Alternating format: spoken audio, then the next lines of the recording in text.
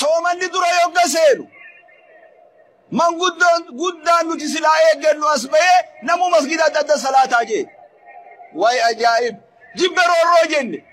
hoggaa ramadaanni 25 ga'e hundi tokko ta'aa jaan ammas amma qeeballee jirra amma tokko ta'aa san qeeballetu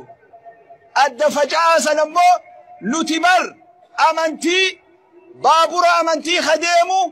habboonni keenya marii qabee oofaa jiru carraan nu ta'ee marii san abboota keenya fuun abboota irraa fuun yoo guutullee dadhabne hanga abboota irraa fuun san ilmoo dabarsina malee qircaa adda cirree islaamummaan gosaaf jiramti namaaf jiramti odoo addan sharafne hanguma qabnu san ilmoo dabarsina islaamummaan nama lamarratti hin dhaabbatu sheekha lamarratti hin dhaabbatu islaamummaan ta'u ummataati tokkummaa keeysan jabeeysa masgiidni dire dhawaa keeysa masgiidni adda qoodatan ni jiraan jajaran masgiidni kun abaluuti abaluu jan dire dhawaa garteenje wasgiida waliin dhaqinaa keeysani salaataa yaa'inuma khami keenya wa anna almasaajida lillaahi falaa taduu ma'a allaahi ahadaa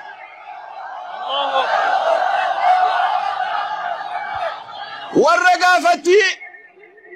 feetus wayyaaneeji feetus juuntaaji waan feeteji warra lubnaan irraa shammadanii nuu fidan santu islaama hoggaa adda diiguu dadhabee hawaasni kiyya jibbe roorroo jeen ganda keessa gaffaca'ee majliisa lama nuu dhaabaa jechuun jira ammatu majliisa lama nuu qajeellatu hubanna raabsii gaafattii wayyaaneen lubnaan irraa fidde raabsiin sun gaafa san hawaasa diiguu dadhabdee ufii diigamnaan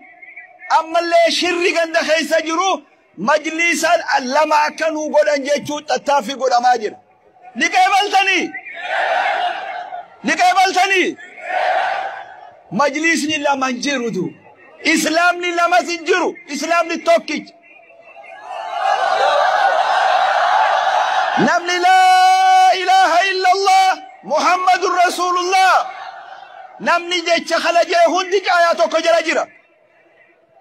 qiblaan isaa tokko quraanni isaa tokko nabiyyiin isaa tokko fedhii namarraa irratti nuu galle wanin ganda keessa deemee alaan aluuf dirree lallabu jirra umrii eega dhaabbanne anuu arrii baasee amma kanin waa takka hin qabne asii lallabaa ture waraabessi biyya isan beeyne dhaqee keessummaadhaan halloonuu afaa jee jantu miskiina